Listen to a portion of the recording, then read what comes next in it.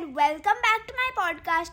Today I'm going to be completing the book Percy Jackson and the Olympians, the Lightning Thief. So, Percy, Annabeth and Grover made their way out to the city, back from that jungle and definitely back from Auntie M's Garden Emporium. And they took a train to a place that Annabeth really wanted to go. Grover was kind of getting mad at her because the summer solstice was literally in 8 days.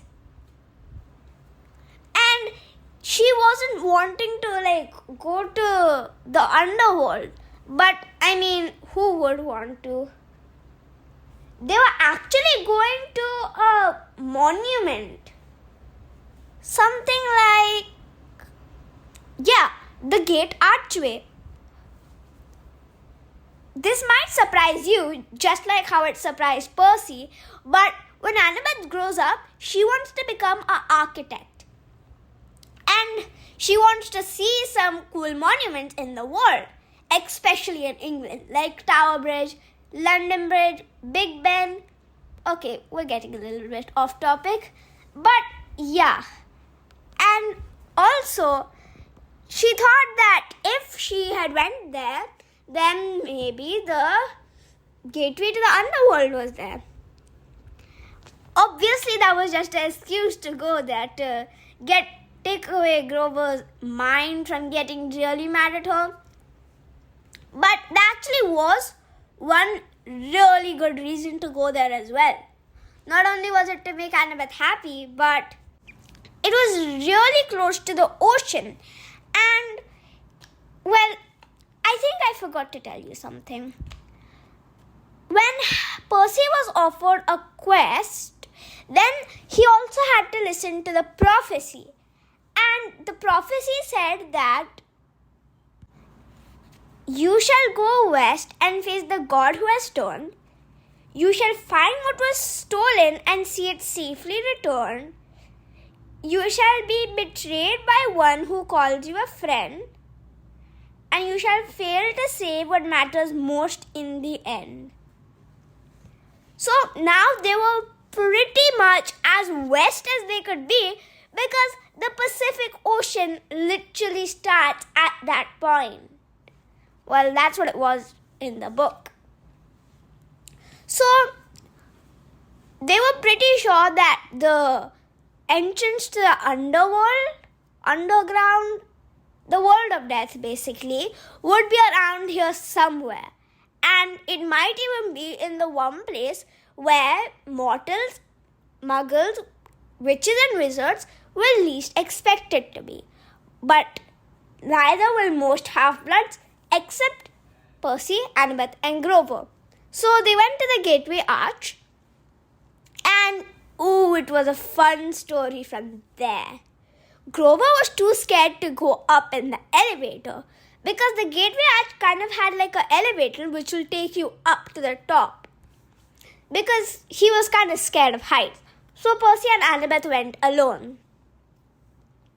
In the elevator, there was no one except a man who had like a briefcase.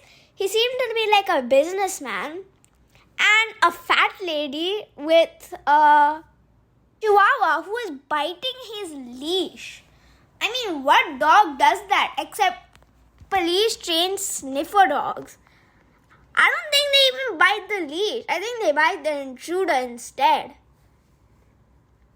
So, while they were going up, the Chihuahua started biting the leash as normal, and the lady said, "Oh, calm down, Sonny."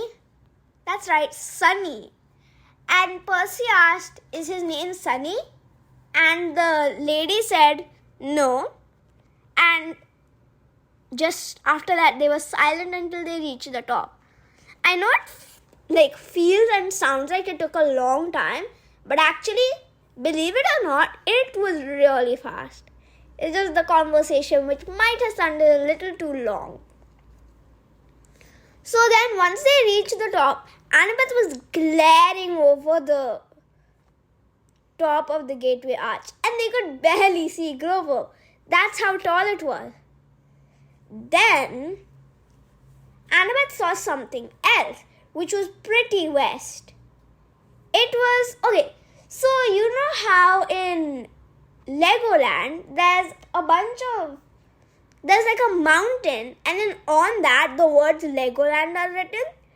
And you might probably also know that in Hollywood, there's the same thing there. She saw that, and she thought, why couldn't the entrance be there? I mean, it's even more west than the Gateway Arch. And I don't see an entrance to the world of death over here. Unless Grover's standing on it. Whoa, that girl has a lot to say when she starts moving that mouth and tongue and teeth and saliva to form words. You get what I'm saying. So then they tried to start heading there, but the lift was taking a long time at the bottom. They were wondering if maybe Grover was stuck in the lift because, well, he might have panicked and pressed the buttons, which can cause that to happen. Annabeth and Percy were eager to get down now. Then the unexpected happened. The lady with the chihuahua, she said, "Calm down, Sunny, calm down now, calm down." And usually, saying calm down or something would usually make the dogs calm down. But the chihuahua, he wouldn't calm down. And Percy found it weird that Sunny wasn't the chihuahua's name, and yet she was saying Sunny, Sunny, as if that was her son. Then the dog grew really big, and the lift finally happened to come. Great job, lift. Why couldn't you come 5 minutes ago when the lady was not suspecting that Annabeth and Percy were half-bloods? Because that was a monster.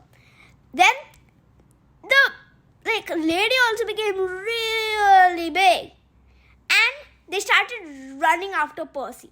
And then they noticed that Annabeth was running for the lift and yelling, "Percy, come on!" Then the lady tried snatching Annabeth away from the lift so she couldn't get down, but she was already inside. And then the beasts, the ginormous fat ladies, not the one from Harry Potter, her finger got stuck in the lift doors. Annabeth kept pressing close, and then the lift is something really unusual. Usually when something is stuck in the lift doors would open.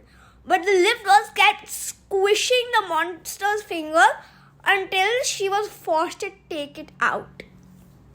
Then she turned her face to Percy, who was already being attacked by her dog, who was on the leash, which is why he was literally leaning over the edge, So then she just unattached the dog from the leash. I mean, who does that? It ran after Percy, and Percy was so scared that he literally fell off the edge of the gateway arch. He could have died. But luckily he fell on the ground, which was really close to the water. And he said, after he was done, he said that I felt like my heart stopped beating. That's basically close to dying.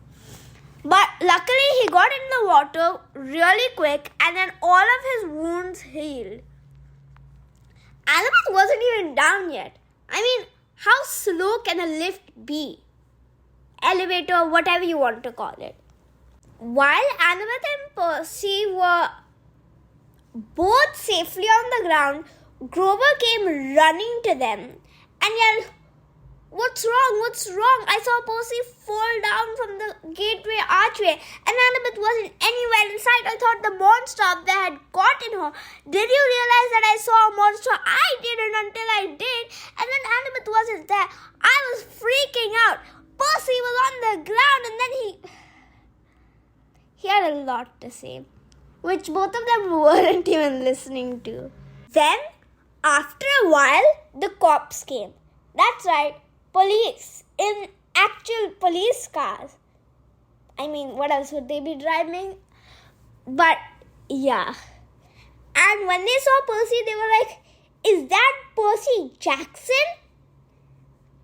Annabeth and Grover couldn't go in the water, but Percy dived in. Well, Annabeth and Grover could go in the water, but they can't hold their breath for as long as they want, like Percy. Then the police and the news reporter went to Annabeth and Grover and started asking them questions because they were talking with Percy. They were found with Percy Jackson, the world-known fugitive. Why was he a fugitive? Because, do you guys remember Percy's stepdad? Well, yeah, he's as much as a couch potato as we thought he was. Because he told those same news reporter and the police that Percy Jackson is probably the reason that Sally Jackson was murdered. Why did they assume Sally Jackson was murdered? Well, like muggles, mortals aren't as dumb as that. They would notice if Sally Jackson wasn't there for how much? 10 days, 2 weeks. Not seen by anyone, not sighted by anyone. They wouldn't know if she was dead or not. And when Percy Jackson seemed to be the only one with her, apart from Grover, who was with Percy Jackson. But no one knew about Grover. Grover's not known by anyone. It's the same thing. But, no one cares about Grover. They all care about Percy. Not that type of care. They want the story from Percy. They want Percy Jackson. And they thought, and Percy's stepdad said that Percy was probably the reason that she was murdered. That's right. How could they even believe such a thing? How could his stepdad even say such a thing? How could everyone believe such a thing? Oh, I already said that. Anyways, well, Percy wasn't able to hear any of the talking there because, well, he was underwater. And also he didn't really want to. But then there was a problem. A big one. When he gets out of the water, people would notice something. People would notice that he's not wet. That's unusual after being 3 minutes in water. But the solution is going to come to him soon. The police was still questioning Annabeth and Percy when a loud noise came from the Hollywood sign. 3 firecrackers met each other and connected. Like that. They would make a loud noise. So then all the police ran there and Annabeth said, Percy, you can get out of the water now. Percy got out, alright. The police was still eyeing him, and I know, it was unusual that they didn't go and start questioning him. But, that noise was really loud. And it's not common for that to happen usually. So they left him alone. And, wait a minute. Percy's problem was still there, wasn't it? Well, guys, remember, Percy can choose. He doesn't always have to not be wet. But being wet sure would be annoying. But hey, at least he won't get arrested. Or, people would know that half-bloods exist, who they are, and half-bloods will be run into extinction, all because of one little choice mistake for Percy's self-preservation. That is something that a strong Slytherin would do. So then Percy got out soaking wet, and Annabeth whispered to him, "How are you wet?" And Percy said, I chose to be. I mean, it's better than... You know what was going to happen. Yeah, said Grover. Now they were hungry. So they went to a little snack place which was over there. But then they noticed that they had no money. Okay, maybe I forgot to tell you, but while they were at the top of that little, the gateway archway, the fat lady, the big fat lady with the chihuahua, snatched Annabeth's bag from her, and in that were all their clothes, money, and even their toothbrushes. Which I have one question if they're listening. Where did they get toothbrushes from? From Camp Half-Blood. Why do they need toothbrushes? And how and when are they going to brush their teeth? Anyways, all of their money, clothes, toothbrushes, toothpaste was all gone. So they went to a place and then they understood that they can't buy anything. But they couldn't beg either. But Ares came along. Who's Ares, you might ask? He's the god of war. Oh, maybe not everyone asked that because I mentioned him a while ago. But many of you might not know. Ares is a god of war, and he offered to buy them cheeseburgers. Weird, I know, but they couldn't say no either. So he brought him some and them, and he said that he could give them a ride to that little thing up there. But it was quite far away. So they said no. That's right, they said no. And they only had 7 or 6 days before the summer solstice. They had to get to the underworld. And then they had to get to wherever the gods meet. Wherever the summer solstice happens.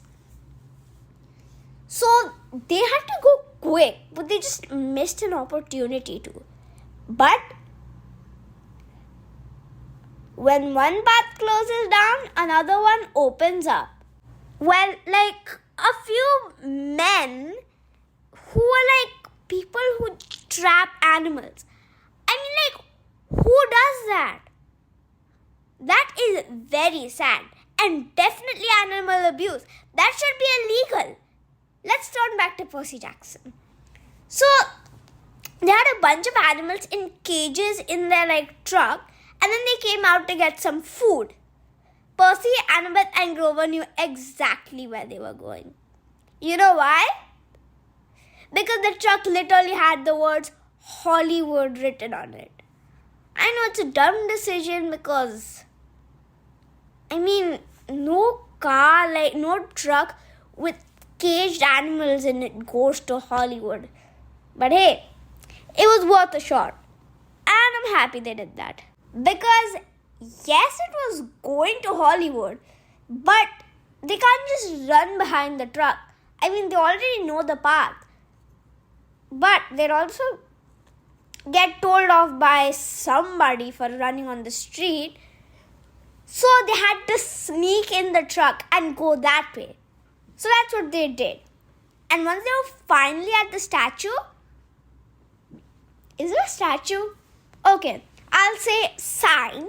Once they were finally at the sign, they got ready to go in. They searched everywhere for the entrance. And then they found that there were a bunch of rocks somewhere. So Annabeth, Percy and Grover tried to move all the rocks. And that made them find a lever. They pulled the lever, but it was way too hard to pull. So they all tried pulling it. And then all the rocks went rolling down the mountain. And this was the underworld. Well, the entrance to the underworld. Then in the underworld, they had to pass a man named Charon. But then his spelling was Chiron. And when Percy saw his name tag, he was like, "Your name is Chiron?" And then Charon said, "No, it's Charon. Say it with me, Charon." And then he said, "What are you guys doing here? I mean, you guys are alive. You shouldn't be here. This place is only for the dead. And even if you are alive, why are you here? This is a place for the dead. Go out and enjoy your life in Hollywood. I don't even get paid for this." But luckily, they had snuck some money, and by money I mean gold dashramas, from Ares's bag. They paid in that and said, "This is your loan. And also, we are dead," said Annabeth. And she said, "My friend here was shot by an arrow. He drank poisonous potion. And me? Well,"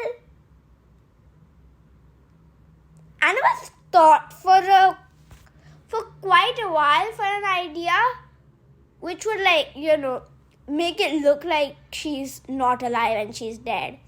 And she finally thought of one and said, "About me, I was stuck in my house with a fire and I wanted to see what it feels like, so I walked in. Who would be dumb enough to do that?" Well, he accepted the money and their excuses to think that they were dead. But he still believed that they all were alive because, well, it was kind of evident. So he let them in. But he also said, "Once you're in, you can never get out." That's not great. That's definitely not great. Why would that be great? So they continued their journey in the underworld, and they saw a lot of zones. Then they finally came to the headquarters and all, where Hades was sitting on his throne. He said, "Percy Jackson, you must be here for your mother." And then Percy said, "How do you know that?" But he said it in his head. And then Hades said, "Oh, I know, all right. It's evident." Why do people like using the word evident in Percy Jackson so much? So then Percy said, "Yes, I am here. But we also know that you have Zeus's lightning bolt. Give us back both of those." Then Hades said, "What? Zeus's lightning bolt? Why would I have that? I never liked that thing." Then Annabeth thought, "Of course! Why would we think it's Hades?" Hades thought, "Huh? Well, now that you're here about that, you have it, don't you?" Percy said, "No, we don't. We're trying to find out who does. You do, don't you?" Hades said, "Zeus said that you have it. And if he doesn't find it with you until the summer solstice, you're going to be here.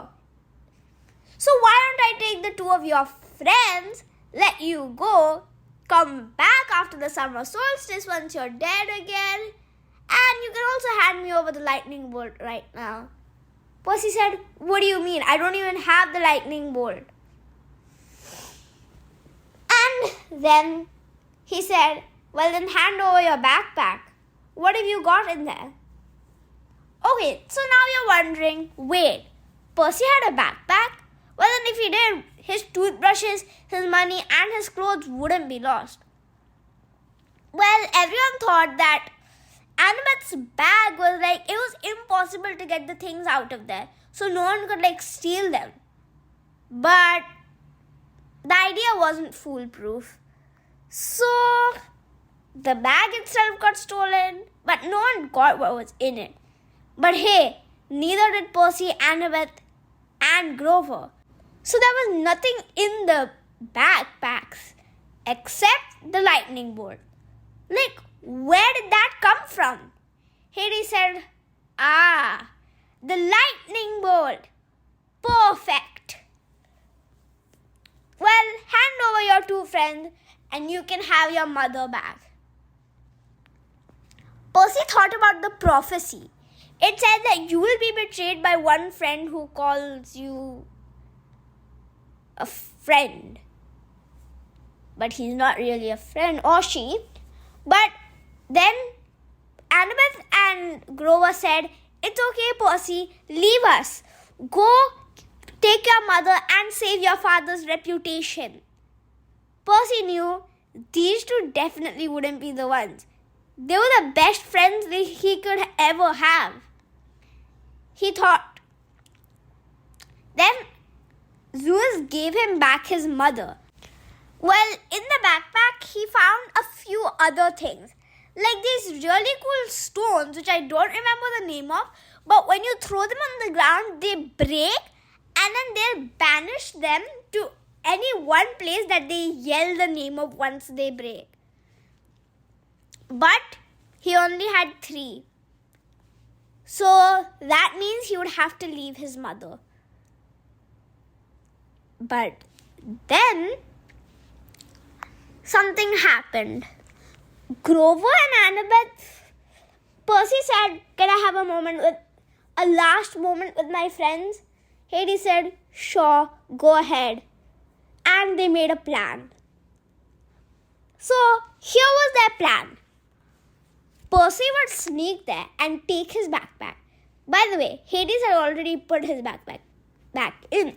And then Annabeth and Grover would say, try to amuse him.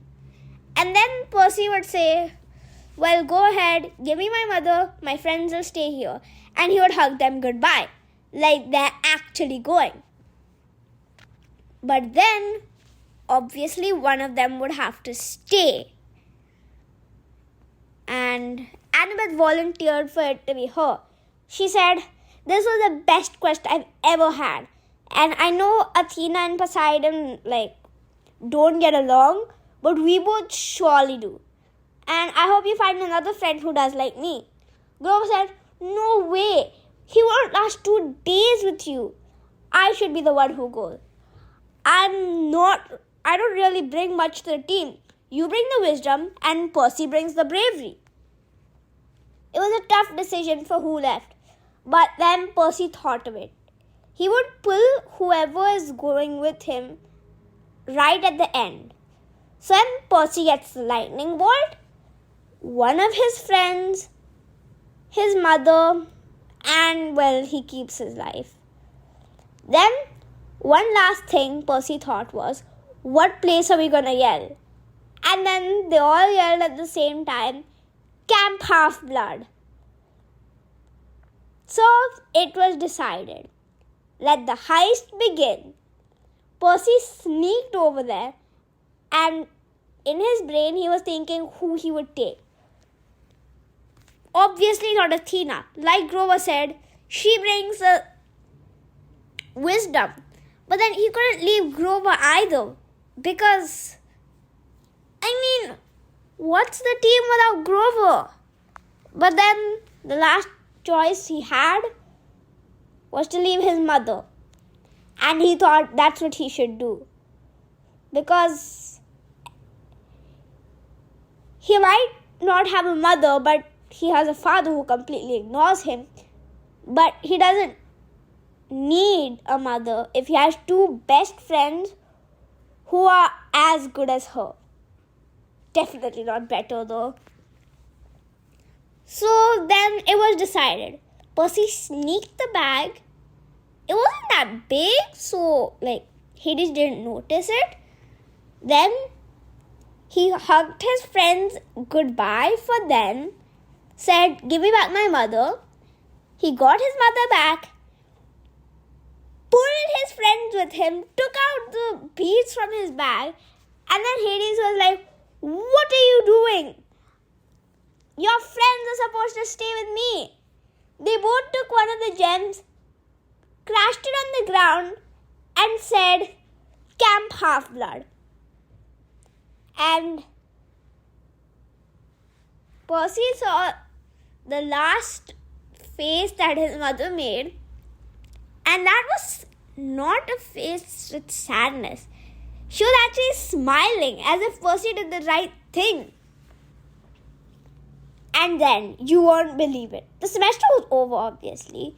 So Percy got to go home, and he had completed his first quest, made Annabeth happy, and found a completely best friend. Two, actually. Then, at Camp Half-Blood, he almost died. That's right, almost died. That's because Luke, not Luke Skywalker, just the normal Luke in Percy Jackson, killed him almost. He got a scorpion whose bite was deadly every time, and he got it to bite Percy. Well, that fulfills the prophecy. He was betrayed by someone who called him a friend. Luke Castellan was not Percy's friend. Definitely not.